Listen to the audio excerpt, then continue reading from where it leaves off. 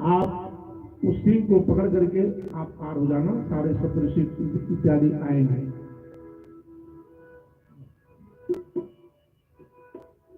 कौन है वो?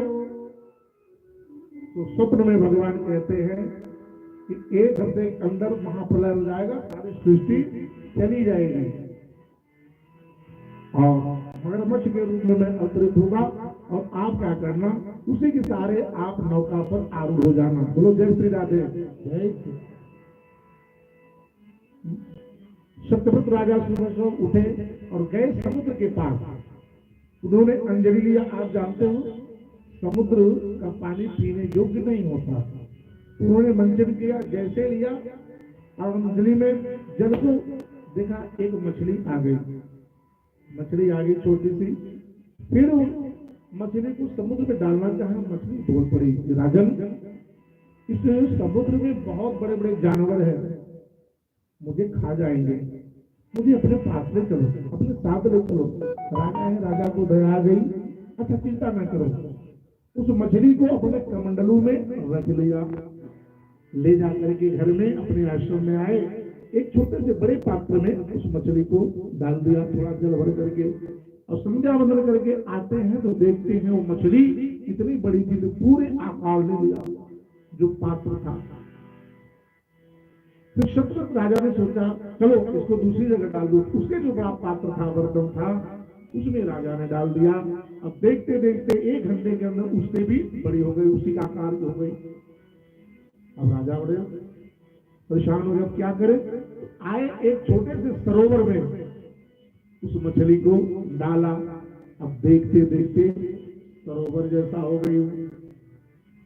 फिर उन्होंने कहा अच्छा अब मैं चलता हूं तो किसी बड़ी नदी में डालता हूं।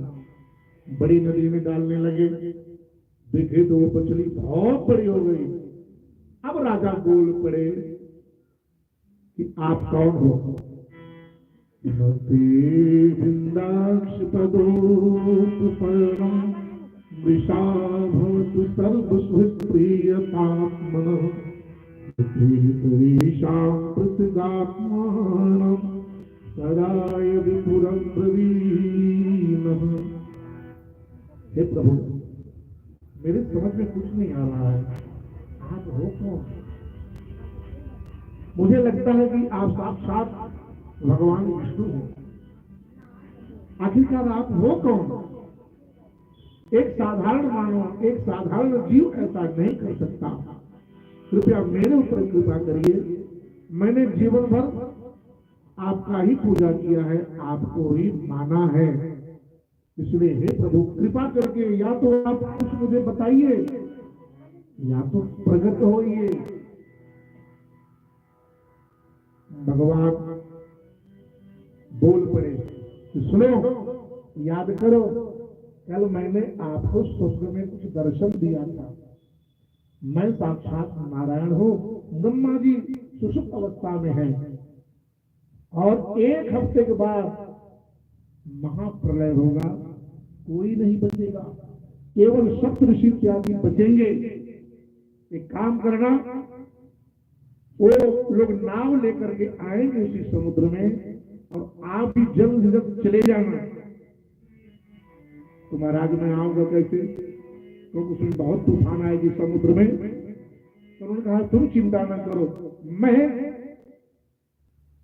एक मगर का रूप धर करके, लेकिन उस मगर में सींग होंगी, रूप धारण करके मैं आपके पास आऊंगा और बहुत बड़ी रस्सी भी रहेगी। वही रस्सी जब सप्तऋषि फेंकेंगे आपके सहारे चढ़ जाना और रस्सी मेरे सींग में बांध देना। और जब तक ब्रह्मा जी की नींद नहीं खुले उसी समुद्र में हम तैरते रहेंगे और आपके प्राण बच जाएंगे। बोलिए भक्त भगवान की। इस तरीके से राजा ने वही कार्य किया। ठीक 1 सप्ताह के बाद महाप्रलय आ गया, कोई नहीं बचा।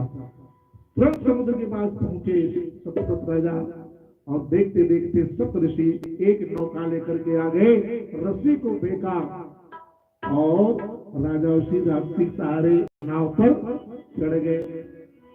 बोलो जय सिया राम। और रस्सी को सींग में बांध दिया और बच गए। खूब घूमते रहे।